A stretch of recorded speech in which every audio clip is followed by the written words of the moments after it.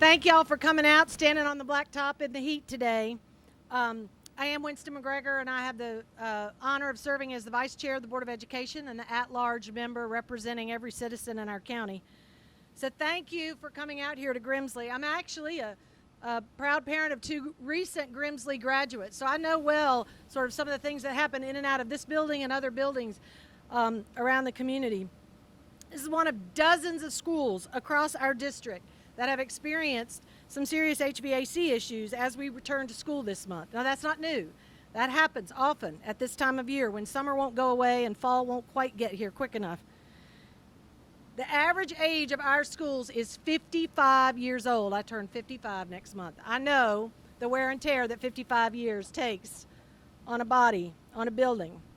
And our schools have HVAC systems that are long past their lifespan. This is not a new issue. I'm going to say that a lot. Not a new issue. We are in this situation here in Guilford County because of years of deferred maintenance caused by chronic underfunding. In fact, our own superintendent testified in 2019 before Congress. One of two superintendents asked to testify about this issue, about the need to address school infrastructure across the whole country. We are not alone in this, but we provide a particularly prescient example. So Guilford County Schools, as a Board of Education, as a school system and district, we do not have the ability to raise funds through taxation the way that most school districts around the country do. North Carolina uses a different system for funding schools. So funding comes from the state and from our local county governments. And then there are some grants and federal dollars that fund programming. So school districts like ours must rely on funding that we are given from the county and from the state to operate. So in our request last year to the County Commission, which is the primary funder of capital, buildings, maintenance, all of that, in our request we asked for $10 million to address things like this HVAC problem, some roofs, and other unforeseen issues that will happen. A tree falls on a building when a hurricane blows across the state of North Carolina. We received $4 million. It's just not enough. We have 12 million square feet of space that must be maintained. You cannot find any kind of business or institution that maintains $12 million of 55-year-old buildings playing this critical role in a community and doing that for $4 million a year. So I know that our current Board of County Commissioners, our leadership on the board, they're working very hard to reverse a problem that they inherited. A problem that has mounted over the last decade and even in a longer period of time. I have a 21-year-old and I've seen this problem mount over the last 15 years. We are really grateful for their commitment to do more and to do better by our students and our educators, and I want to make that clear. We're also grateful that the community passed the $300 million bond in an overwhelming majority. Over 70% of the community voted for that bond in a very divisive and close election year. But that $300 million is a fraction of the $2 billion that we need to replace and build schools. Most of the schools in our district have an unsatisfactory score from our facility study. The bonds, that $300 million, is going to be used on 9 projects to replace schools. So we have 126, 125 in the district.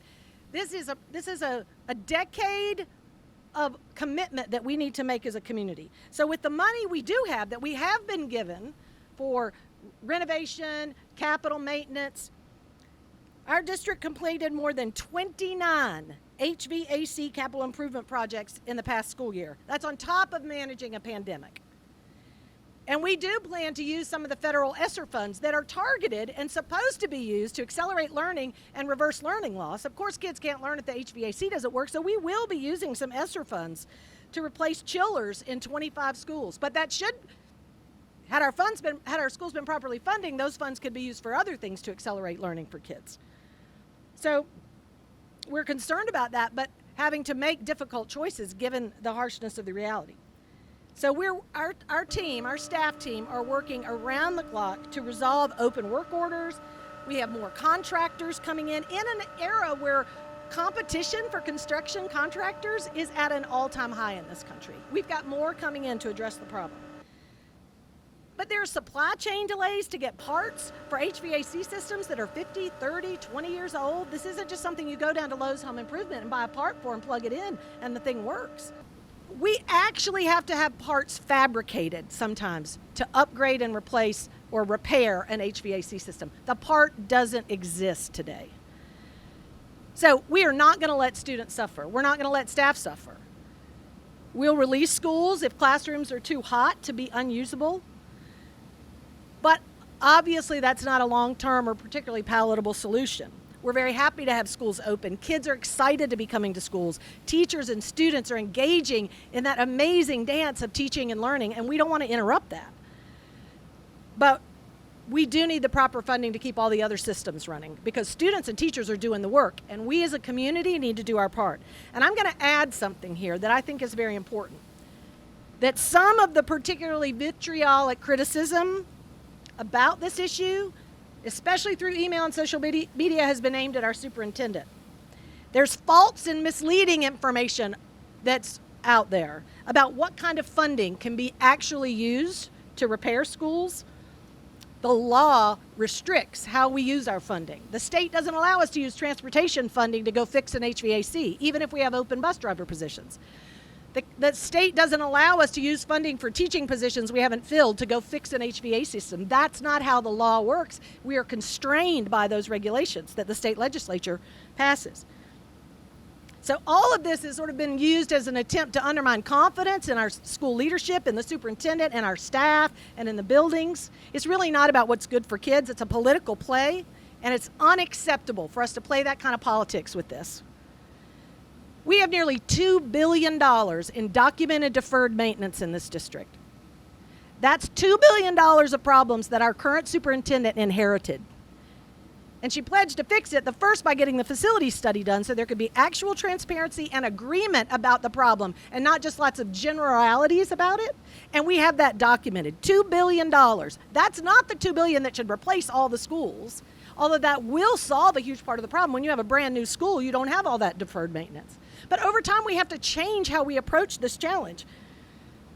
So I also know that in the last 22 years that I've been back home, living in my hometown, we have as a community have invested in lots of things. We've built ballparks. We've built a massive, world-class swimming center. We've built sports facilities, renovated a coliseum, built performing arts centers, unbelievable expansion at our science center with $1 million merry-go-round. All of these projects were a combination of public and private dollars, public bond dollars. Community will made those happen. And community will is going to change how we invest in our school buildings so that our kids and our teachers have the buildings that they deserve, that we as a community need and deserve, because other communities have done it and are doing it. And if we're going to compete, if our students are going to compete, we have to be on the same playing field. So this next bond to renovate our schools is critical. Patience and commitment as we address the problems that we as a community created over the last 10 to 20 years. To reverse that is really critical. We've got a lot of expertise on our staff team that can answer specific questions. I'm happy to answer questions, and I really appreciate you being here and trying to understand the realness and the wholeness of the issue and not just regurgitate false information or sort of political narrative. Thank you.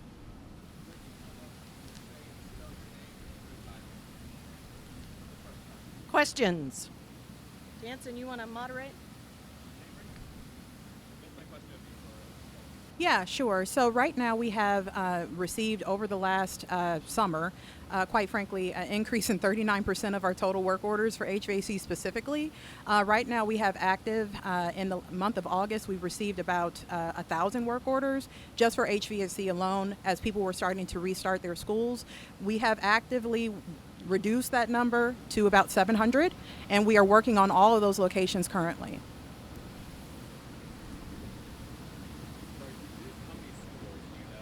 Schools, because we have multiple rooms, so there may be individual work orders, I can get you that number though. Absolutely. Michelle Reed, MICHELLEREED, Chief Operating Officer. Yeah. Winston McGregor, WINSTON, MC capital G REGOR, Vice Chair, Board of Education.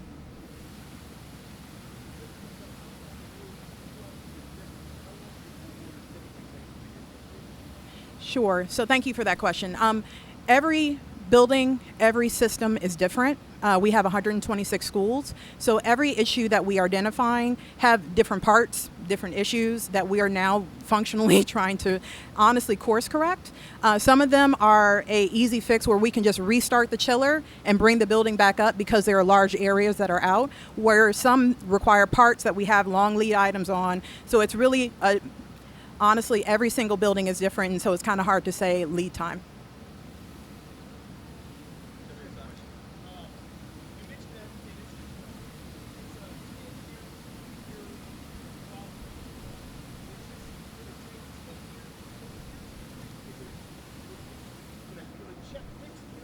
It's a great question. It all depends on the will of the community. How much are we willing to invest over what period of time to get the work done? And then there are, of course, other factors. There's huge competition in the construction industry. There are supply chain issues. There are things that are costing more and taking longer than they would have had we started this process 10 or 15 years ago. Had we kept up with maintenance and not kicked that can down the road in the name of trimming quarter cents off the sales tax and returning that dollar dribble by dribble into all of our pockets, but collectively that could have been invested in maintenance of our buildings. We made different political choices for a good decade. And so how fast it goes, I believe the school district has already, with project managers, been talking about innovative ways that school districts are building fast and moving as quickly as money will allow and the supply chain will allow. But I think for sure it's going to be a decade. We don't even have the second bond dollar. We have $300 million of a $2 billion problem. So we'll be at this for a while. And I want to add. Hi, I'm Angie Henry, ANGIE, AGNRY, Chief Financial Officer. I want to add, just as an example, Ms. McGregor did mention the limited funding that we've received over the last 10 to 15 years for capital. We did have a school at Lincoln Academy where we didn't have any choice but to replace the entire HVAC system. And that means not just the chillers and the boilers, but going in and doing the pipes and everything. We had to do that project over 4 years in phases because funding, for one thing, it would take more than we got in any year to fund that entire project, and because we didn't have a place to move the children or students to, so we only had access to the buildings over the summer. So we've got to think about that when we think about timing and replacing entire HVAC systems. And I would add, as humans, we're not very good at making short-term sacrifices for long-term gain. But we have to, as a community, think about where we want to be 10 years from now. So when we build new state-of-the-art buildings, when there's a problem with the HVAC, there are systems today that now make that maintenance and that upkeep much saner. The rest of the world is operating in America and in our community much on these new systems, but our schools aren't. So if we can just stay true to that vision of where we want to be in 10 years, we can make the decisions that we need today to not have to repeat that, to not be beating our heads against the wall. It's not a failure of the school system. It's a failure of our community, and we need to own responsibility for that as citizens.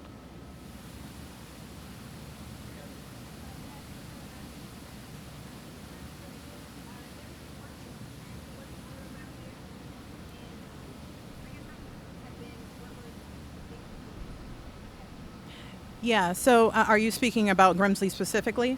So we actively have our techs downstairs working on boilers and replacing parts currently. We do have some rooms that are out of air. So yes, we are actively working on work orders at this site as we speak.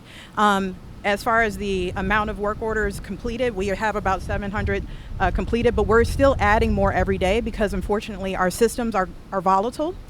They are aged. They are going to continue to have those issues over time because we are seeing that as a trend. So we will continue to add more, but as we add more, we're going out, we're utilizing our contracted services. We have about 9 contractors on roster. We have reached out to 17 more. We're trying to add more contractors for HVAC specifically to our rosters to make sure that we're nimble enough to resolve some of these issues.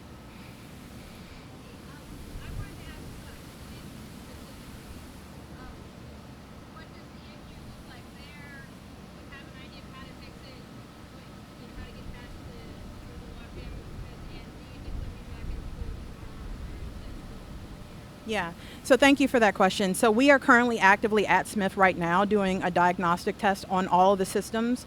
We have not fully pinpointed the issue, but we have some inklings of where they are. We have replaced multiple motors and parts at the system site over the last few weeks. And so the continual breakage is a concern for us. We are trying to make sure that we're mitigating that as much as possible. At this point in time, I'm not sure about the timing for Smith opening, but we are definitely actively working, and we'll update the superintendent and the Board of Ed on when we actually will have that resolution. No, it's sporadic in individual rooms, which is a concern. So it's hard to pinpoint.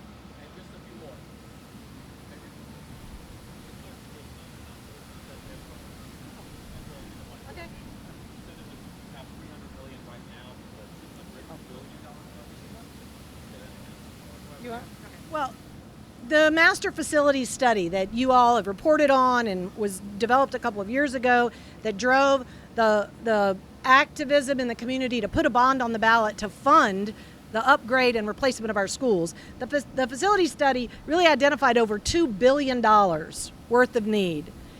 There was more than that, but trimmed down to $2 billion, removing some program items, removing things that other communities have in their schools to get it down to what was considered a $2 billion sort of doable number.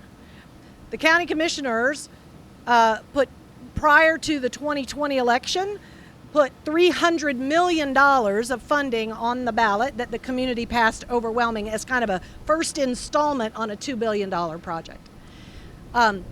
We then get annual capital funds in our annual operating and capital request from the Board of Education to the county commissioners. We ask for funds to handle HVAC repairs, leaky roofs, flooding in buildings, broken toilets. You can imagine 70,000 students can, break a toilet or two. These are the things that have to come out of that capital budget. And again, last year we asked for $10 million and we got $4. That's at $4. So it's an ongoing issue that needs to be understood and addressed. So that $300 million is going to replace 9 schools. If there's some funding left, it'll do the design work for 2 additional ones. Meanwhile, each year, we'll use the capital budget that we're provided by the commissioners to handle these kind of work orders and repairs that the staff team is working on. We have a little bit of additional money this year from the federal funds that came down to accelerate learning for all of that loss that happened to kids during the pandemic. And our leadership has made a decision to use some of those funds to replace chillers. We wish we could use it for something else, but we think it's a big enough problem that we're robbing Peter to pay Paul. It's not an ideal solution, but it's one that makes sense given the circumstances. And one more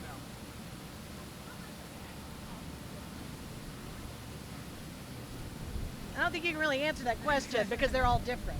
Right, and it'll depend on the size of the building, clearly, but, we're saying it's $7 to $10 million, probably on a middle school, on your average middle school, and that's to replace everything. What we're spending now, as Ms. McGregor mentioned, the 25 chillers we're going to replace, that's just one piece of a large system.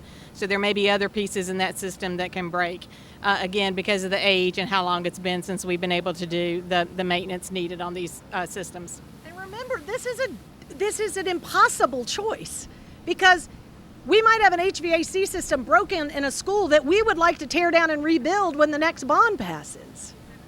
So there are going to be situations where we're replacing HVAC systems or repairing them, choosing to repair them because we know that ultimately the school needs to be rebuilt.